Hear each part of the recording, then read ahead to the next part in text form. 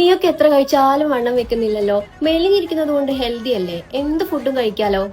കഴിഞ്ഞ ദിവസം എക്ടോമോർഫ്സിനെ പറ്റി ഞാനൊരു വീഡിയോ ഇട്ടപ്പോൾ അതിൽ കുറച്ചധികം കമന്റ്സ് വന്നു, എങ്ങനെയാണ് എക്ടോമോർഫ്സിനെ വെയിറ്റ് ഗെയിൻ ചെയ്യാൻ പറ്റാന്നുള്ളതിനെ പറ്റി.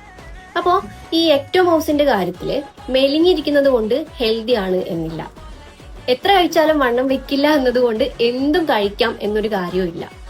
ഈ വെയിറ്റ് ഗെയിനിങ്ങിന്റെ കാര്യത്തിലേക്ക് വരുമ്പോൾ പറയാനുള്ള കുറച്ച് കാര്യങ്ങൾ എന്താണെന്ന് വെച്ചാല്, നമ്മള് കാലറീസ് കൂട്ടി കഴിക്കേണ്ടി വരും.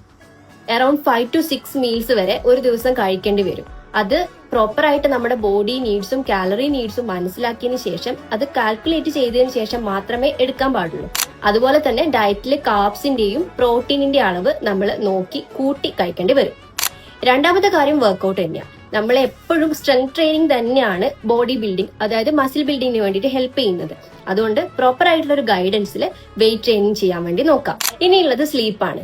നമ്മളെ ഡയറ്റും വർക്കൗട്ടും പോലെ തന്നെ പ്രോപ്പർ ആയിട്ടുള്ള റെസ്റ്റും അത്രയും ഇമ്പോർട്ടന്റ് ആണ്. അപ്പോൾ അതും ഒന്ന് ശ്രദ്ധിക്കാം. ഇനി എന്ത് കഴിച്ചാലും വണ്ണം വെക്കുന്നില്ല എന്ന് വിചാരിച്ച് ആരും വിഷമിച്ചിരിക്കേണ്ട. റൈറ്റ് ഡയറ്റും പ്രോപ്പർ വർക്കൗട്ടും കൊണ്ട് നമുക്കിത് ഈസിലി സെറ്റാക്കി എടുക്കാൻ പറ്റും.